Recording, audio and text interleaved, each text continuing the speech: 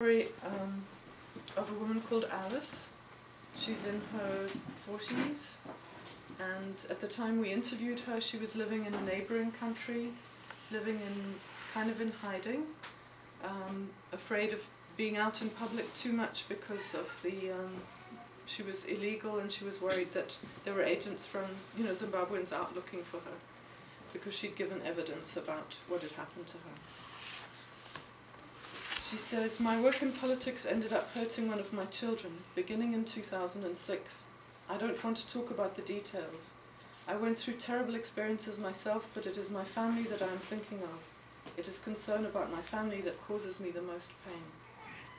I grew up working in people's houses as a maid until I got married.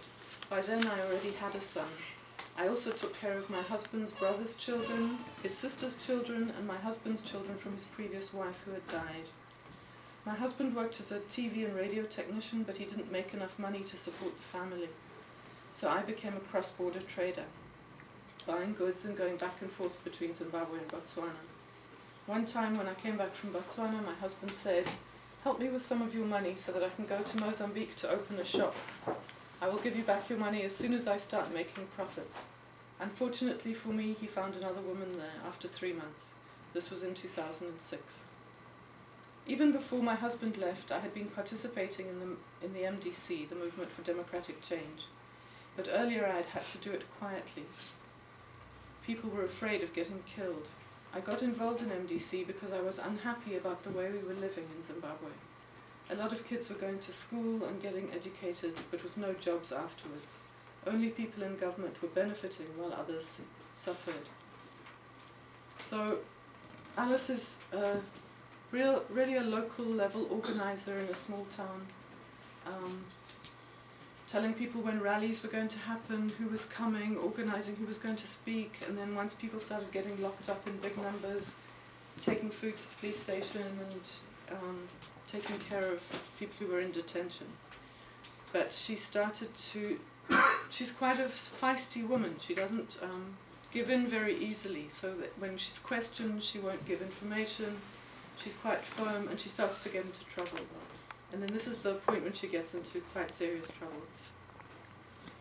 In winter it gets dark early. It was sometime after 6 p.m. when 3 cars drove up to my house. This was the 7th of June 2008. When I heard the sound of cars, I looked through the window and saw that it was bad. There was nowhere to run. They were wearing army uniforms. Not the militia uniforms of the Green Bombers, but camouflage. The Zimbabwean army uniform, and they were armed with guns. They all got out of the cars, some jumped over my gate, and some went round to my neighbour's house. There was a visitor at my neighbour's house, and they beat him badly, tearing the skin of his buttocks. Then they went searching in the bedrooms in my house. In the spare bedroom they found my stepson. I'd given him the keys to my bedroom so that if I wasn't there he could get anything he needed. They beat him because he could not get the door open. He was trying to insert the key, but he could not do it because I was inside holding the key. When I realized that they were beating him, I decided to unlock the door. I came out and said, "Please don't beat up my son. He has done nothing wrong.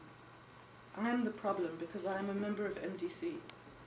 They said, "Are you showing off with your MDC?" I said, "No, I'm not. But you are hurting someone who's done no wrong." They said, "Okay, open your bedroom. Why were you locked inside?" I said, "I was afraid because you came into my house with guns. I've never had visitors bring guns before." They went into my bedroom and started searching. They found posters, flyers, and newspapers. They told me to carry all the stuff out of the house. They left my stepson and took me in their open truck, a cream Mitsubishi. I was sitting in the back, in the middle, and they were surrounding me, sitting on the sides. They were all beating me, kicking me and hitting me with sticks and fists. Some were saying that they wanted to throw me into the dam.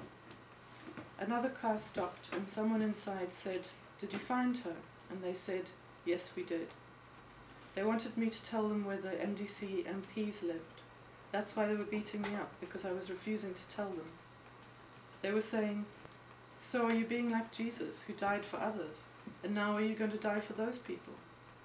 I said, "No, whoever showed you my house should have shown you all the other houses." They said I was rude. They beat me up so badly.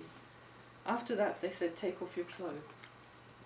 When I removed my clothes just before we got to the Methodist church, they stopped the car in the dark, and there they raped me. There were many soldiers. I don't know how many raped me. I saw the first 8 men who raped me, but then I became unconscious. I think they threw water on me because I became conscious just before we got to the police station. They said, "Put on your clothes." I refused. They said, "You don't listen." In the end, I put on my clothes. When we got there, they said, "Get off and carry your stuff." I got off the back of the truck, but I couldn't even walk. I fell down, and they said, "Get up," and I did. Inside, when they got behind the counter in the police station, they threw a bullet at me and said, "Kiss it." And I did, and they said, "That bullet is yours."